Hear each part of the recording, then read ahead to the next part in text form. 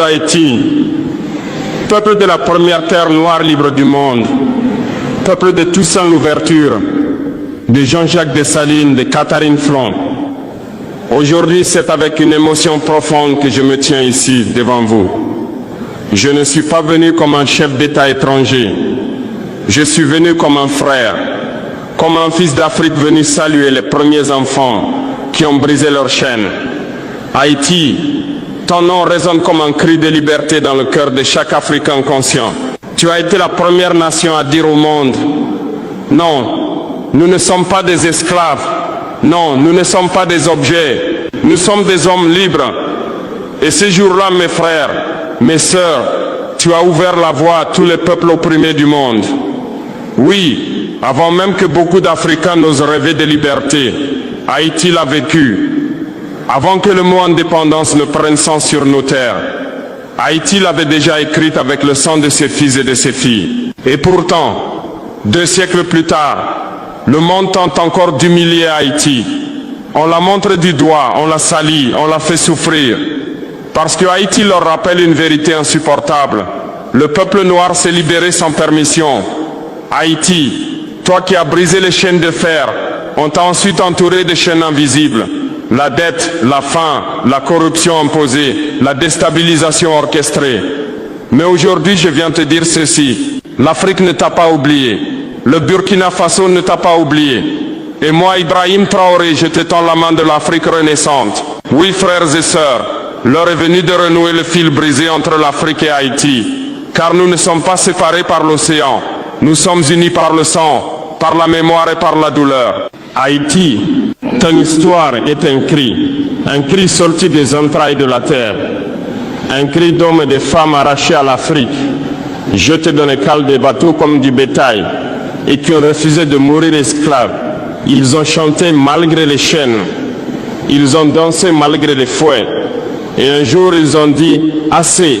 Oui, ce assez a traversé l'Atlantique, il a franchi les océans, il a atteint nos villages, nos savanes, nos forêts. Et depuis ce jour, chaque Africain qui se bat pour sa dignité, chaque peuple noir qui refuse l'humiliation, porte en lui une étincelle d'Haïti. Vous êtes le premier peuple noir à avoir écrit son indépendance avec son propre sang. Vous êtes le premier à avoir prouvé que l'homme noir pouvait se gouverner lui-même. Et c'est cela, mes frères, mes sœurs, que les puissances du monde ne vous ont jamais pardonné. Ils ont détruit vos récoltes, ils ont ruiné vos ports, ils vous ont imposé une dette monstrueuse pour avoir osé être libre. Haïti a payé le prix de sa dignité, mais malgré tout, Haïti n'a jamais plié. Et quand je vois aujourd'hui vos jeunes, vos femmes courageuses, vos hommes dignes, je me dis, le feu sacré ne s'est jamais éteint. Il brûle encore. Il brûle dans chaque regard, dans chaque chanson, dans chaque prière. Et ce feu, c'est le même feu qui brûle aujourd'hui à Ouagadougou, à Bamako, à Niamey, à Accra. C'est le feu de la reconquête noire. C'est le feu de l'unité africaine. C'est le feu de la mémoire retrouvée. Haïti, tu n'es pas une île isolée. Tu es le symbole vivant de la résistance du peuple noir. Tu es la preuve que notre liberté ne dépend pas de l'Occident.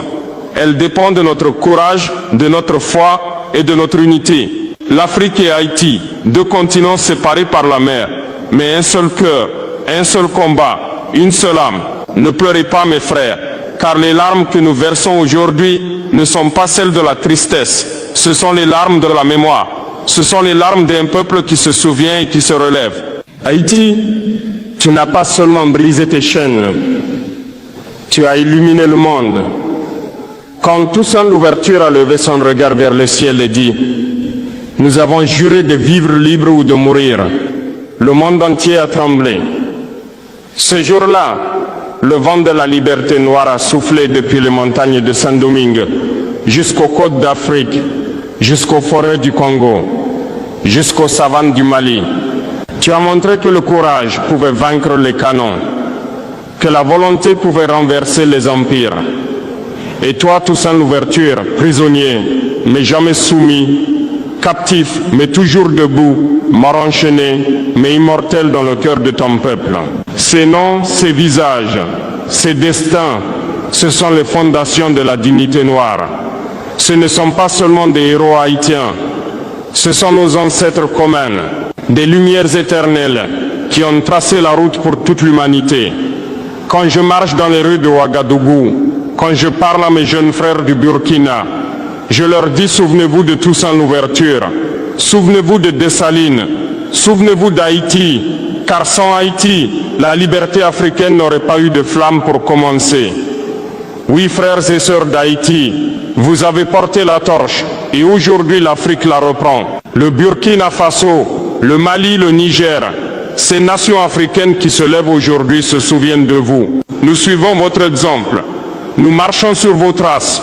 Nous reprenons le flambeau de la libération noire. Haïti a été le phare du monde noir. Et ce phare ne doit plus jamais s'éteindre.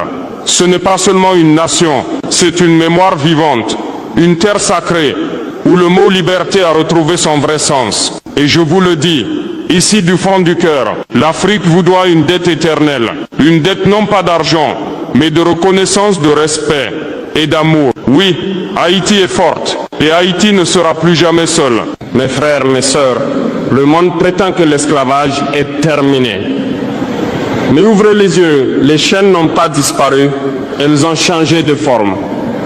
Autrefois on enchaînait les poignets. Aujourd'hui, on enchaîne les nations par la dette, par les contrats injustes, par les institutions internationales, par des présidents corrompus que les puissances soutiennent.